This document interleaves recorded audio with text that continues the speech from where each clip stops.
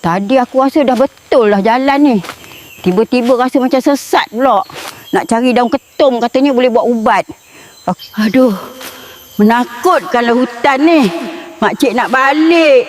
Pelik-pelik betul bunyi kat sini. Aduh, dah sejam sesat dalam hutan ni. Perut terasa lapar pula. Kita cari makan dulu guys. Weh, ada ayam hutan kat sini. Cing, cing, cing, cing. Sini, sini. Makcik ada hadiah. Dapat pun. Skill kena tinggi guys. Okey guys. Ayam pun dah dapat. Jom cari bahan memasak. Makcik mengidam nak makan gulai lemak. Ni cili merah.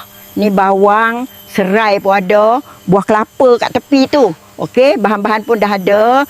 Okey, kita hidupkan api dulu. Alah, hai. Kerah betul batu ni.